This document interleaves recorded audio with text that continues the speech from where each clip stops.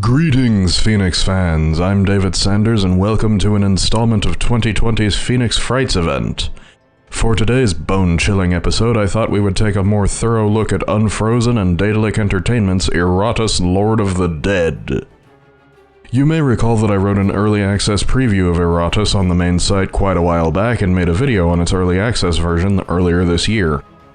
Well, the game has been officially released and out of early access for a few months at the time of recording, so I say we take another crack at it now that everything it has to offer is fully playable.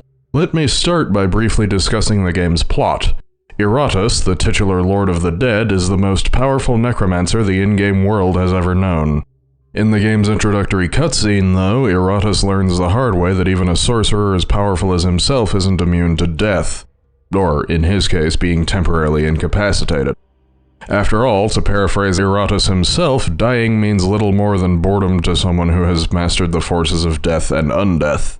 After being felled at what would likely have been the battle that constituted humanity's last stand against the undead, Eratus had a millennium to ponder his failure, devise improved strategies, and plot his revenge against the living. The necromancer is suddenly awoken by humans of some description. I chose that specific phrasing because it doesn't seem quite clear in the opening cutscene whether these humans were cultists who wished to devote themselves to Eratus, or just some unfortunate workmen who happened across the necromancer's tomb and inadvertently freed him. Either way, once Eratus awakens, it's your job to control him and his minions as he regains his strength, and over time develops the capability to achieve his ultimate goal of purging the world of all life. How do you go about that exactly? Well, that question leads me nicely to discussing this title's actual gameplay. Before I can do that, though, I should include something of a disclaimer. You're gonna hear me compare Eratus Lord of the Dead to another game, specifically Red Hook Studios' Darkest Dungeon, fairly frequently throughout this review. The sole reason for that is the fact that the games are quite similar to one another in many ways.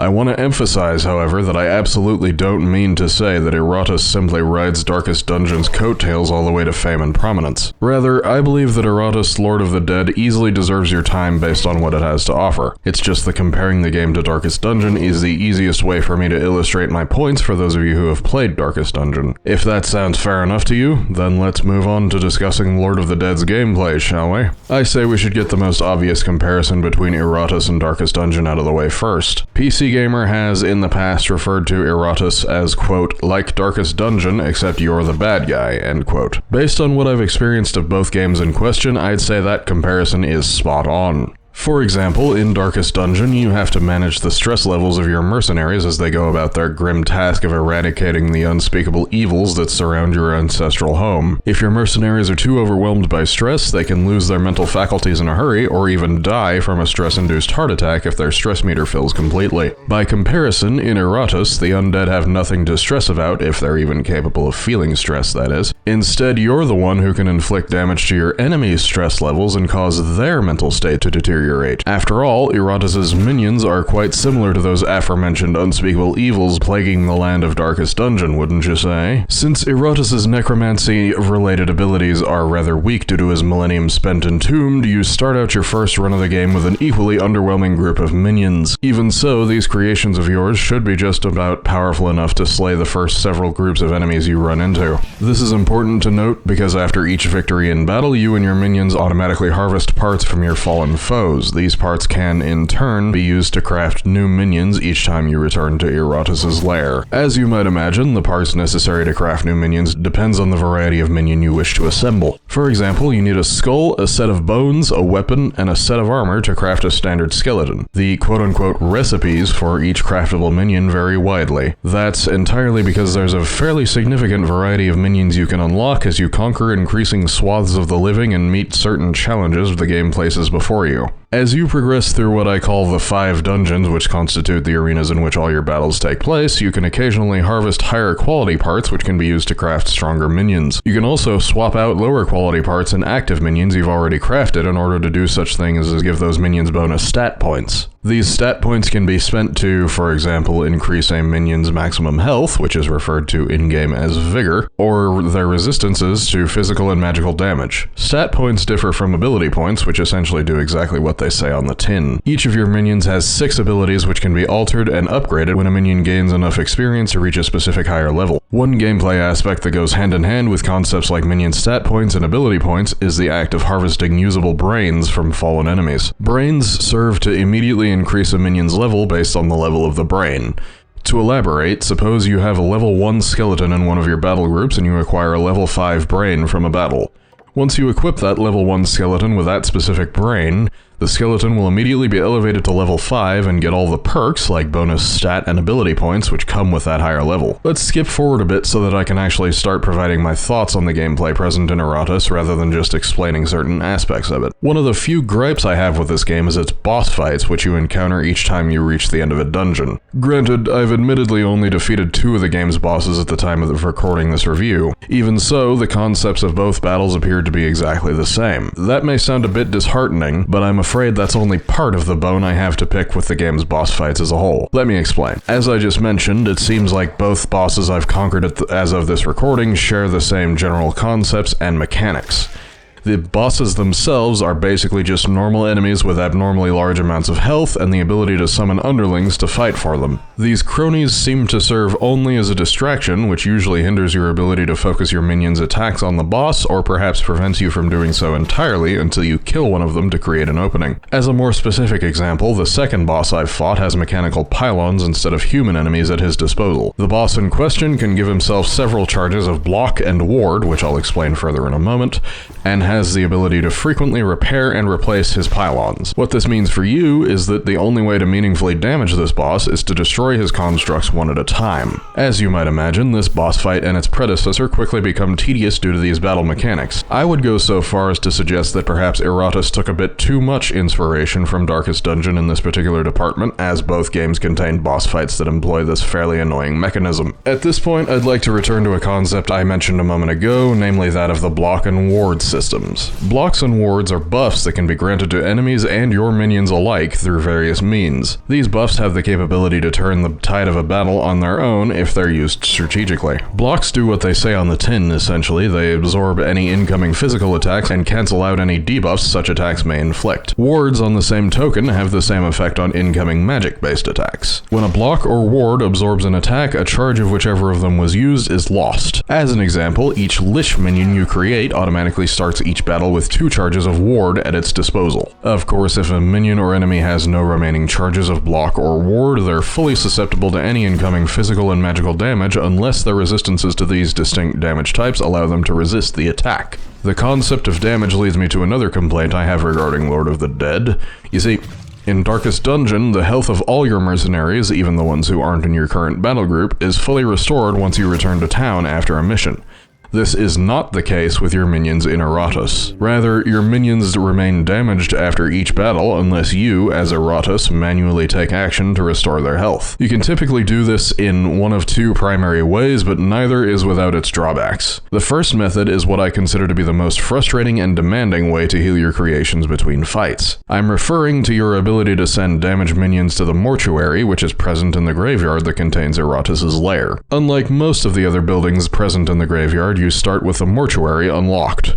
That means you can order at least 1 minion to stay there as soon as the need arises. However, as I mentioned a moment ago, there are several drawbacks to using the mortuary to heal your undead soldiers while they're out of combat. Firstly, you can only have a maximum of 4 minions stationed there at a time.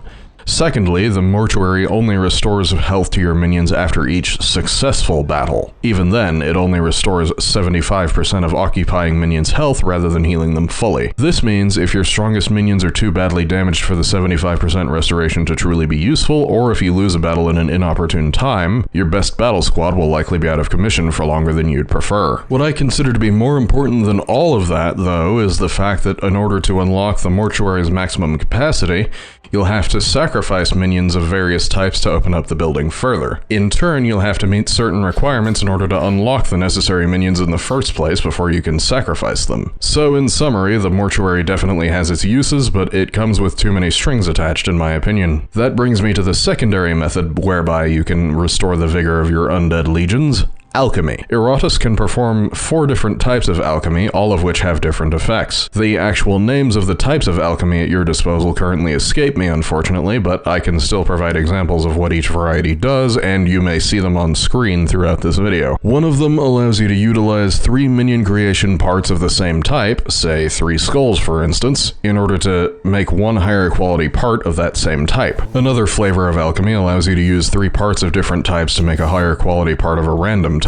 The third alchemy variety with which Eratus is familiar allows you to sacrifice minion parts to create a random artifact, which is a piece of gear that can be equipped by Eratus himself. Most relevant to what I was just discussing, though, is the type of alchemy that allows you to destroy any minion parts you choose in order to restore a smaller percentage of health to your entire active army. Although the healing provided by alchemy is considerably less significant than that provided by the mortuary, I think this route is simpler if you need to patch up several minions at once. That's especially true if you have a surplus of unneeded minion components. I would say healing via alchemy also has fewer drawbacks and stipulations compared to healing via the mortuary. This method of healing your undead legions may not be quite as appealing at the beginning of a run, primarily because you may find yourself short on spare parts.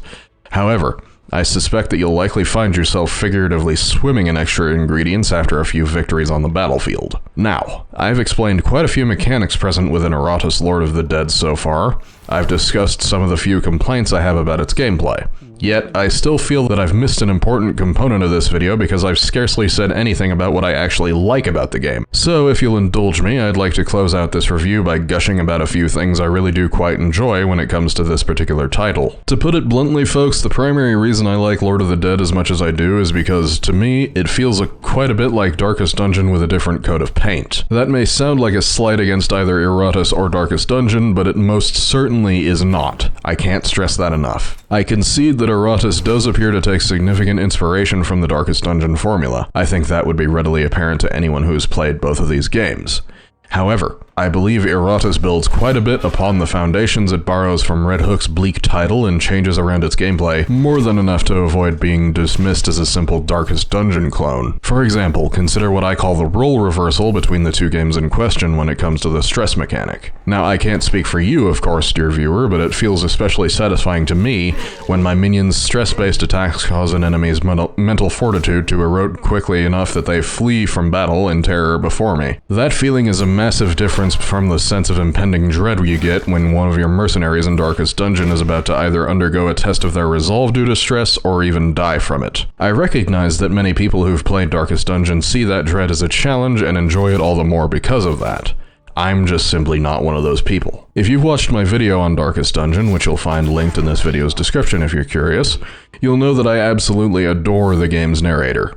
I say that with such confidence because of the way he instills both hope and fear in me as my mercenaries and I go about our grim task and play the metaphorical hands we've been dealt. Similarly, in the case of Lord of the Dead, Eratus himself takes the role of narrator. As you might imagine, I enjoy his presence in that capacity in equal measure. Eratus has quite a dark sense of humor as he watches over, and occasionally even participates in, his minions' conquest of the lands of the living. I'd say that's to be expected from a master of necromancy who's just awoken from a millennium entombed, during which time he presumably had nothing to do but come up with snappy one-liners. On a final note, I just realized I've said the word minion on more occasions throughout this video than I thought I would throughout my entire life. To that end, I'm going to end this video here before I end up getting cast in the next Despicable Me film because of that. So for now, you've been watching Phoenix Gaming. My name is once again David Sanders.